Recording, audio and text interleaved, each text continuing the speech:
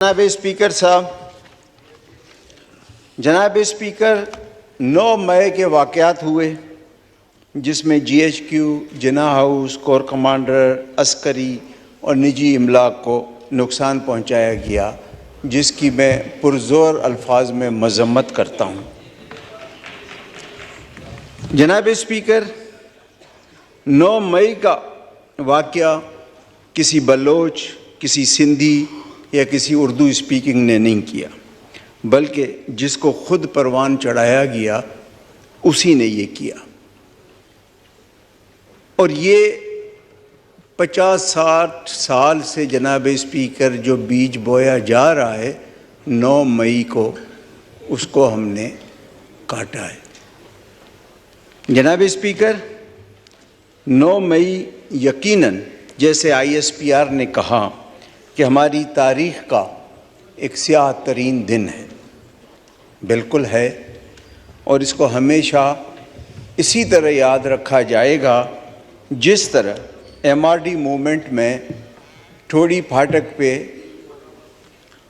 शहदाए सिंध के शहीदों को याद रखा जाएगा, जिसको कभी सिंध नहीं भूलेगा, जिसमें आपकी पार्टी पेश थी जनाब स्पीकर। MRD मूवमेंट में ठोड़ी फाटक का वाक़या याद होगा कि किस तरह गोलियों से छलनी किया गया लोगों को जो जमहूरियत की बहाली के लिए एहतजाज कर रहे थे। जनाब स्पीकर, बिल्कुल 9 मई इसी तरह याद रहेगा बलूचिस्तान के लोगों को, जब नवाब अकबर बुगटी को शहीद किया गया। उसकी शहादत भी कभी बलूचिस्तान के लोग भूल नहीं पाएंगे। जनाब स्पीकर, 9 मई के वाक़यात काबिल मज़म्मत हैं। उस वाक़ये ने, उस दिन ने हमारे वतन अज़ीज़ के, उस दिन ने हमारे वतन अज़ीज़ के हिला के रख दिया। अक़वाम आलम में, पूरी दुनिया में हमारी जग हसाई हुई। लेकिन जनाब स्पीकर, 9 मई अपने साथ कुछ सवालात भी ले आया है। अगर ये वाक़यात सिंध या बलूचिस्तान में होते तो हज़ारों सीने इस वक्त छलनी हो चुके होते वाह ऑर्डिनेंस फैक्ट्रीज़ की गोलियों से। लेकिन चूँकि ये एक ऐसी जगह हुए, मैं कोई लसानी बात नहीं कर रहा हूँ, मैं कोई तासुब की बात नहीं कर रहा हूँ, मैं जो आम राय है हमारे यहाँ बलूचिस्तान में और सिंध में, मैं उसकी तर्जुमानी करके आपको बता रहा हूँ। और हो सकता है मैं गलत भी हूँ, इस बात को किसी लसानी या किसी और पैराहे में न लें। वो हमारे छोटे सूबों में ये एहसास हो रहा है कि वहाँ बलवाई जो थे, राइटर्स जो थे, वो भी अपने थे। जो हमारी हिफाजती सलामती के इदारे हैं, उनका भी ज़्यादातर ताल्लुक़ उसी इलाके से था। और हमारी अदालतें, उनका ताल्लुक़ भी जज साहबान का उसी इलाके से था।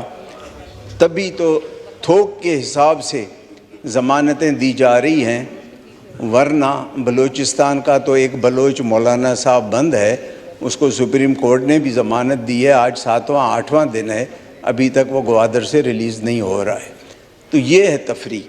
मैं सर आपसे गुजारिश ये करना चाहता हूँ, जो भी साहिब इक़्तिदार हैं, कि 9 मई के वाक़यात में जो भी मुलव्वस हैं उनको कड़ी से कड़ी सज़ा दी जाए, ताकि छोटे सूबों में ये तासुर ख़त्म हो कि हमारे खून में या किसी और के खून में फ़र्क है।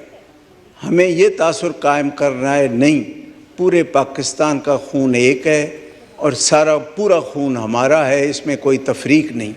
लेकिन जिस थोक के हिसाब से ज़मानतें दी जा रही हैं, अभी तक कोई एक्शन नहीं लिया गया।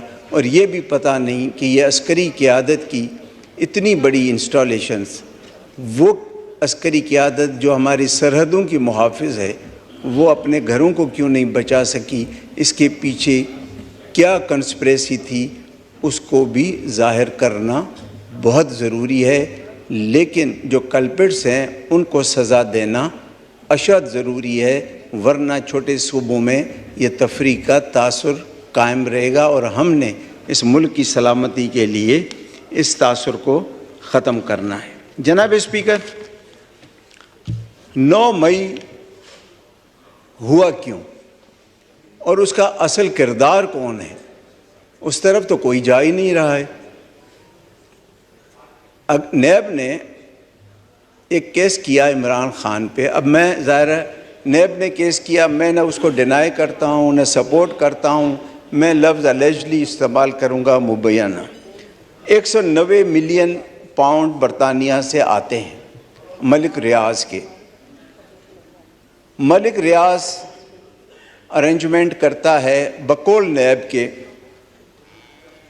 عمران خان سے، کک بیک میں وہ القادر ٹرسٹ بنتا ہے جس کو نیب کہتا ہے یہ کک بیک سے بنا ہے، اس میں عمران خان پہ کیس بنتا ہے، عمران خان گرفتار ہوتا ہے۔ عمران خان گرفتار ہوتا ہے اور 9 مئی کو یہ تباہی ہوئی۔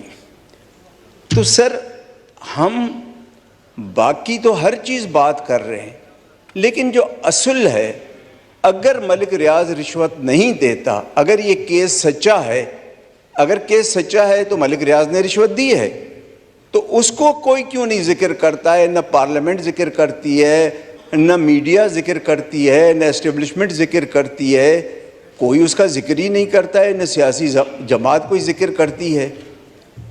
اس کا جب نام آتا ہے تو صرف بزنس ٹائکون کہا جاتا ہے، نام کوئی نہیں لیتا۔ جیسے ہمارے دیہات میں نا عورتیں شوہر کا نام نہیں لیتی ہیں، نکے کا ابا یا کٹے کا ابا اس طرح کہتی ہیں، تو یہاں بھی بزنس ٹائکون کہا جاتا ہے۔ کس کی زبان پہ ملک ریاض کہتے ہوئے پتہ نہیں زبان جل جاتی ہے یا کیا ہوتا ہے۔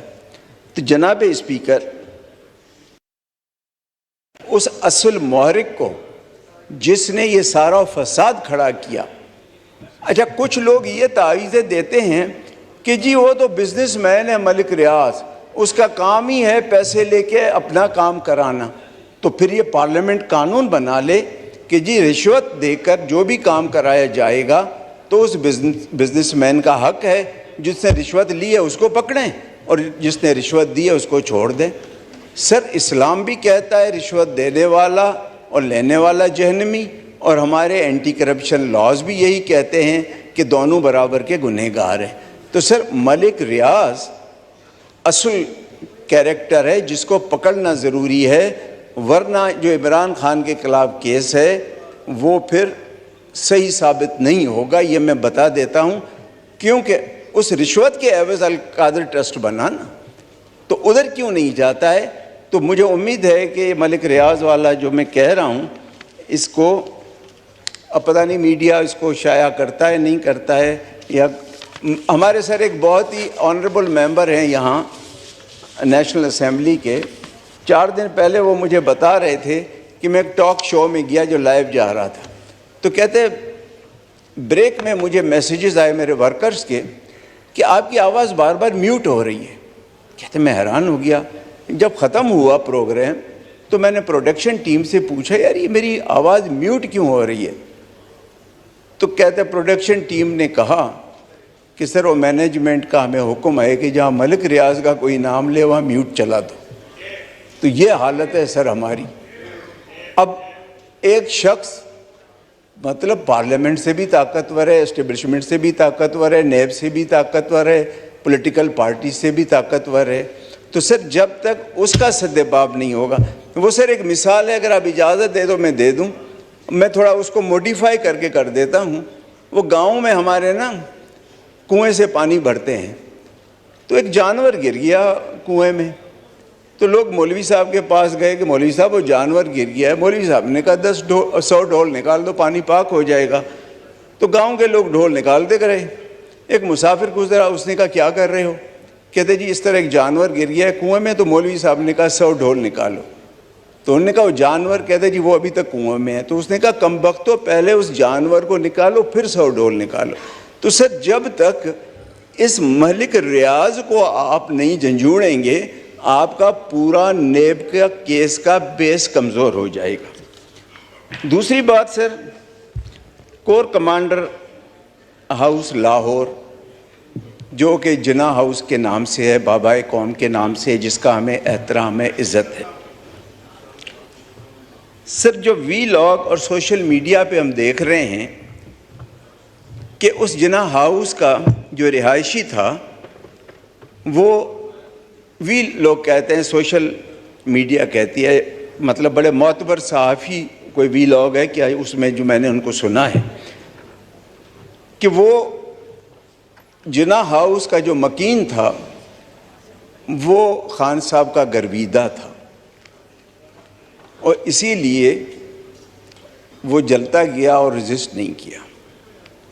اب یہ تو سر آرمی چیف انکوائری کریں گے اور میرے خیال میں ضرور کر رہے ہوں گے، لیکن سر ہمارے بلوچستان میں اس طرح ہے، ایک غریب بلوچ بھی اگر اس کے گھر پہ کوئی حملہ کرتا ہے تو وہ اپنے آنگن کے تحفظ کے لیے اپنی جان بھی دے دیتا ہے، لیکن اپنے آنگن پہ آنچ آنے نہیں دیتا۔ یہاں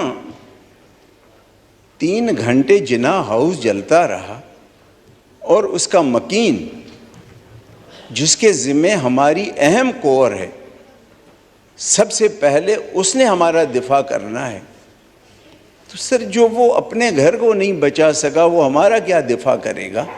اس کو تو قرار واقعی سزا ملنی چاہیے۔ اب مجھے پتہ نہیں کہ وہ ہے کہ آرمی چیف نے اس کو ہٹایا ہے کیا ہے، اس کا مجھے پتہ نہیں، لیکن اس کو سزا دینی چاہیے۔ سر وہ اگر شہید ہو جاتا نا رجسٹ کرتے ہوئے تو آج اس پارلیمنٹ اس کو سلام کرتی، لیکن میرے خیال میں وہ کمزور دل نکلا یا عمران خان کا گرویدہ نکلا کہ اس نے جناح کے گھر کو جلتے دیکھا۔ سر یہ ایسی چیزیں ہیں جن کی تحقیقات کرنی چاہیے اور مجھے امید ہے یا ایئر فورس ان چیزوں کی تحقیقات کریں گی، کیونکہ ان کے پیچھے اور بھی محرکات بہت ہو سکتے ہیں۔